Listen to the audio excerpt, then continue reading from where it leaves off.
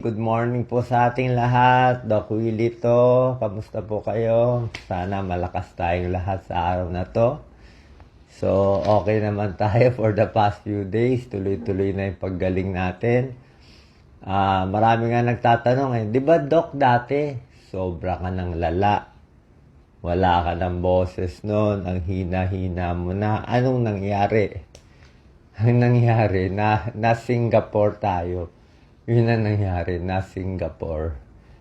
Kasi nga sa Pilipinas, talagang ang hirap talaga.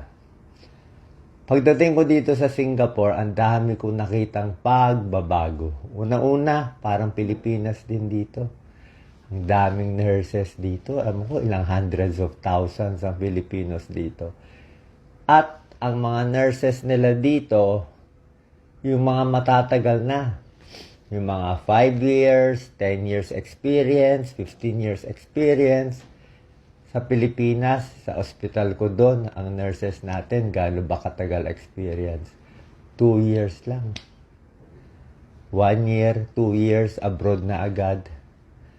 So, ang mga nag-aalaga sa mga kababayan natin sa Pilipinas na nurses, kung private ka man o public, ay yung may 1-2 years experience. Paano naman yun, 1-2 years experience?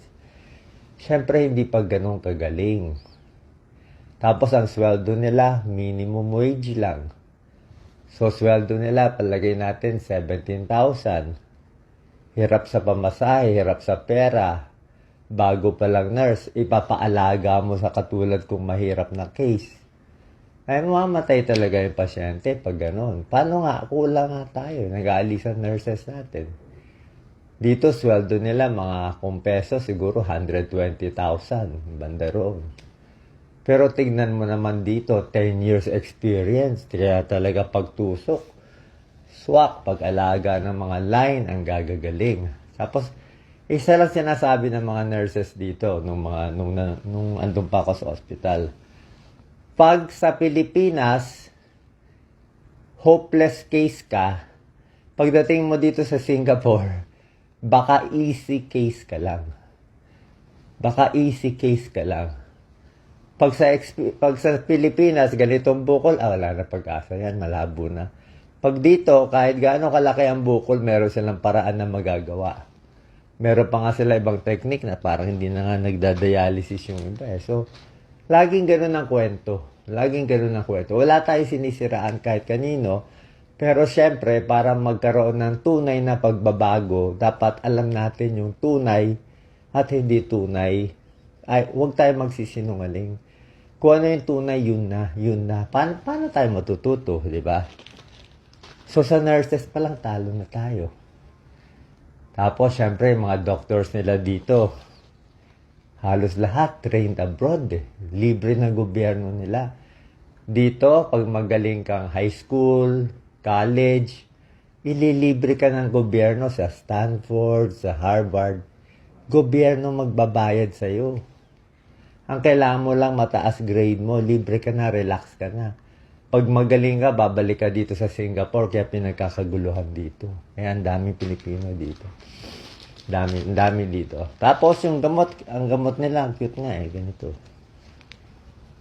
Tayo sa Pilipinas, bukod sa walang gamot, majority ng mga gamot ko wala po sa Pilipinas. Siguro, sa mga 10 ini-injection sa akin, baka 4 lang ang meron. Yung 5, hindi available.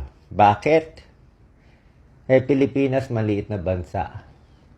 Mahirap na bansa, maliit pa. Bakit maglalagay yung mga magagandang gamot doon? Wala rin namang bibili.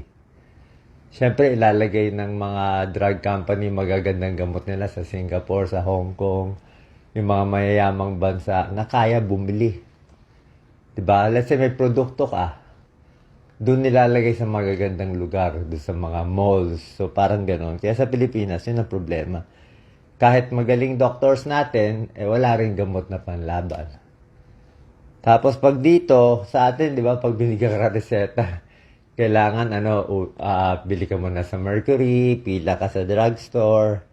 Dito, sila na magbibigay, nakabigay na Naka-label na ganyan Pag alis mo, bigay na agad lahat sa'yo. Para kang baby. Ito. Lahat nakabigay na, nakapack na, nakapangalan mo na. Kaya kompleto lahat eh. Actually, hindi ko na iniinom to lahat eh. Dati lahat to iniinom ko, pero ngayon halos wala na ako iniinom eh. Yung sa liver, di ko na iniinom, okay na liver ko. Pampaihi, di ko na rin iniinom. Tapos na ako doon. Itong potassium, minsan-minsan. So, halos wala na ako iniinom ng gamot eh. Tsaka makita niyo yung kulay ko. Dati, kulay abo na tayo eh. Dito siguro sa mahal ng injection eh, naayos na. So, malaking tulong, malaking ginhawa. Diba sabi ko sa'yo, 10 out of 10 yung pain ko. Dito halos di ko maramdaman eh. Siguro 1 out of 10 o hindi ko maramdaman. Pero syempre, namayat tayo, kaya nagbi-build up tayo ng lakas natin. Okay? So, maraming cancer survivor. Merong nagsasabi, Doc, ba't mo sinabi mamamatay ka? Tunay naman talaga mamamatay na ako dun. Kahit dito, nung bago ako, nung nag-neutropenic sepsis ako, muntik-muntik. Tingin ko lang God's will eh. God's will mangyari sa akin yon para makita ko yung ganda dito, ma-apply natin sa Philippines. God's will din siguro na gumaling dito. Diba? Pero wala naman 100% sure. Diba? Kasi ako nagulat lang ako eh. Biglang 1 to 2 months ago, biglang sabog eh. Yung sakit. Kaya mahirap magsalita. Hindi natin alam sino magkakasakit. Kaya pray na lang natin bawat isa. So, maraming cancer survivors. Diba? Hindi lang naman ako o ibang tao. Huwag natin i-down. May nabasa ako, tatakbo ka pa sa politika, terminally ill. Paano ako naging terminally ill? Anong terminally ill? Ibig sabihin, binibigyan mo ako ng tanning 6 months. Wala ako sinasabing 6 months. Baka pinapanood nyo, peke, fake news. Sa page ko, wala naman ako sinasabi. Baka pinapanood nyo yung mga libo-libong vlog na si Doc mamatay na, si Doc may tanning na, si Doc Lisa nasa cemetery niya. Clickbait yun. Lahat naman mga tao pinapatay nila dun. Kahit si Enrile, ilang beses na nila pinatay. So clickbait yun. Inuuto ka ng mga ibang vlogger. Huwag maniwala. So hindi maganda tawaging terminally ill. Lalo na tulad ko kasi alangan man pumunta ka dun sa isang ward na puro may cancer, sasabihin mo lahat kayong mamatay. Walang ganun. Diba? Kayo, di ko terminally ill. So, walang ganun. Diba? Tingnan nyo kung malakas. Kung malakas yung kandidato nyo, baka malakas magnakaw. Di natin masabi. Diba? Kung malakas naman magnakaw, hindi rin maganda. Healthy nga siya magnakaw eh. Ako, let's say 50%, 70%, hindi natin alam eh. Baka totally ma-cure pa to eh. Diba? So, maganda dito. Next. Side effects, actually, nasasanay na ako eh. Yung sabok naman daw po kasi, tutubo din daw pag natapos. Siguro mga December, hopefully. I don't know. Diba? Tapos yung diet ng cancer patients. Dati, ang diet natin, syempre, pag walang sakit, bawas taba, bawas karne, yung tama lang.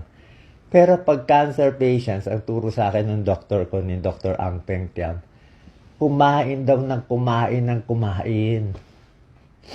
Hindi pwede yung normal kain na kanin, ulam, gulay, gatas. Hindi pwede ganun. Yung ganong kain, gawin mo 3 doble. Basta kung kaya mo kumain ng doble sa dati mong kinakain. Bakit? Kasi meron ka pa pinapakain na isang isang alien na magulo sa katawan mo. Kasi yung cancer mismo, kumakain din siya ng energy mo. Kinukuha niya yung glucose, kinukuha niya yung pagkain mo, kinukuha niya yung lakas mo. So dapat, sobrahan mo yung kakainin mo talaga. Tapos babantayan mo yung timbang mo. Kaya kahit malakas ka kumain, pag yung timbang mo hindi tumataas, kulang ka pa rin. Kaya ako kain ng kain ngayon. Talagang kain. Ang problema sa chemo, side effect, matigas ang dumi. So, kakain, pampalambot ng dumi ko, nandiyan kanina Dufalac, lactulose, fruit juice, pwede. Gulay, pwede. Mas bawas yung kanin, damihan yung ulam, karne. Okay lang, pork chop, sinigang, kung ano gusto mong karne. Wala munang bawal ngayon. Kasi kailangan natin ngayon energy eh. Tsaka sa panlasa mo, kung gusto mo lechon, wala namang problema. Kung ano panlasa mo, kung ano makakain mo. Kasi nagbabago yung panlasa mo, depende sa chemo. So maraming cancer survivors, maraming breast cancer, colon cancer. Huwag natin masyado ida-down yung ibang tao. Okay? Basahin natin ang comment. Ignore the bashers. Oo nga eh. Hayaan mo sila. Yun, bashers. Ba't ko daw sinabi? Actually, sinabi ko, tunay naman eh. Nakaka-stress naman ng basher. Wala naman problema eh. Pero maganda nga, nakita ko gano'n. Ngayon, alam na natin yung pala yung cause. So, hindi na natin papansin eh. Di ba? Dati pinapansin pa natin eh. Kasi matigas talaga ulo nila. Kahit anong gawin mo. Kahit anong gawin mo, wala kang panalo sa kanila eh. Kasi medyo nalilito pa sila. Sabi nga ni Jesus eh, please pray for them. Okay? Thank you so much sa lahat ng prayers nyo. Parang lumiliit na yung bukol. Tsaka makikita mo yung may sakit sa kulay. Noon na madilaw ako eh. So wala na ako. Mas kamay ko. Although may signs ng chemo siya. May chemo signs sa dulo. Kasi matatapang yung gamot dito. Grabe. Okay? So salamat po sa prayer. Salamat sa lahat. Ang goal natin, bakit ba tatakbo? Hindi nyo narinig yung sinabi ni Doc Lisa kahapon doon sa interview ko sa 1PH eh. Sabi ni Doc Lisa, yang si Doc Willie, matigas ulo niyan. Sabi ni Doc Lisa, yan si Doc Willie, mas mahal pa niya ang bayan kaysa sa pamilya niya. Which is true. My God. Mas mahal pa niya yung bayan kaysa sa pamilya niya. Pamilya niya nahihirapan. Pamilya niya ayaw siya patakbuhin. Pamilya niya ayaw siya ipaalam yung sakit. Pero wala akong paki. Ako, papaalam ko 100% tunay. Maraming politiko tinago ang sakit. Kahit si Senator Miriam nung may sakit, tinago rin niya nung una eh. Siguro yan ang turo, ipakita malakas, pakita magaling. Ayaw ko ng peke. Pag malakas, mahina. Noon mahina ako, pero ngayon malakas ako. Bukas, hindi ko alam. Baka malakas ako. O baka yung basher na humina. Baka yung basher na magkasakit ng malala. Hindi natin alam eh. We don't know what life is for eh. Pero feeling ko kasi God's will to eh. God's will magkasakit. God's will gumaling. God's will bumait ang mga tao. Yun naman ang purpose natin eh. Para magkaroon tayo ng konting excitement, konting pagdarasal dito sa Pilipinas. Hindi puro away-away na lang yung mga leader natin, nakakahiya. Obviously, power lang naman pinag-aawayan. Naglolokohan lang tayo doon. Hindi naman tanga ang Pilipino. Okay, salamat po. God bless po. Salamat. Kung meron tayong mga topic na gusto nyo, sulat nyo lang, pag-usapan natin.